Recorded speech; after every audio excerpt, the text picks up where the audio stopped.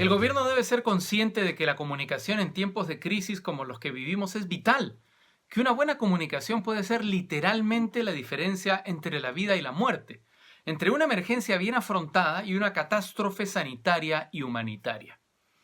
El gobierno debe entender que los ciudadanos ya tenemos bastantes complicaciones con la vida diaria en pandemia, con el esfuerzo cotidiano de supervivencia en que para muchos se ha convertido la vida, con los cambios tan drásticos que hemos sufrido y seguimos sufriendo a cada momento.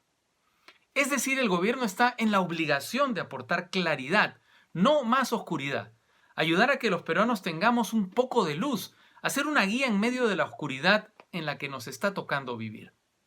Por eso el gobierno debe esmerarse muchísimo en pulir su comunicación, concentrándose en ofrecer mensajes nítidos, concretos, prácticos, mensajes ordenados y sencillos que sean fáciles de comprender y de acatar.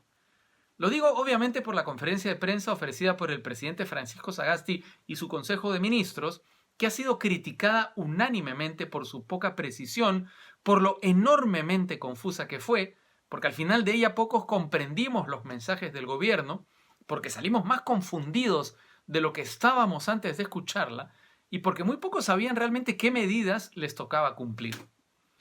El gobierno tiene que apresurarse en corregir este error, que como digo sin exagerar, va a costar vidas. Tiene que mejorar su estrategia de comunicación, dejarse asesorar por especialistas en la materia y corregir varios errores recurrentes que ayer alcanzaron su cima. El primero es que las conferencias que ofrece el gobierno se anuncian a una hora, pero siempre se reprograman 2 o 3 veces. Y a pesar de ello, inevitablemente comienzan tarde, a veces con 1 hora de retraso. Esto puede parecer poco relevante, pero es vital cuando se trata de comunicarse con un país en tiempos como los que corren, porque cada minuto de retraso genera incertidumbre, ansiedad, aumenta las expectativas, las dudas, fortalece las bolas y mentiras, lo que se traduce en una sensación de zozobra y en una imagen de informalidad e improvisación para el gobierno. Luego está la estructura de la conferencia. Antes de ofrecerla, el gobierno siempre debe hacerse la misma pregunta. ¿Qué es lo que necesita escuchar la ciudadanía? Y a reglón seguido, ¿qué quiere escuchar la ciudadanía? Supongo que todos estaremos de acuerdo en que ahora mismo la respuesta es sencilla.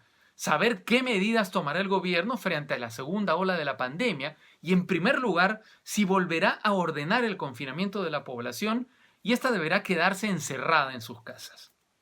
Fue tan calamitosa la presentación del presidente Francisco Sagasti que comenzó con un largo soliloquio con la evaluación de la situación, cómo ha trabajado el Ejecutivo, con cuadros sobre la evolución de la pandemia, cifras que nadie entiende, están en un segundo plano de las prioridades y lo que es casi tan malo, aburren, lo que hace perder la atención del auditorio.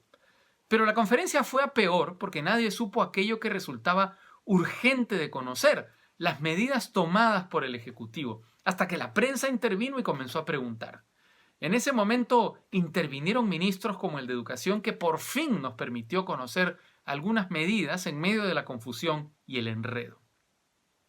Algo no funciona con la comunicación del gobierno y es urgente que contrate a los profesionales de la materia, o si los tiene, que los escuche y se ordene, para no volver a dejar más dudas que certidumbres, ahora que no podemos permitirnos estas dudas. Muchas gracias.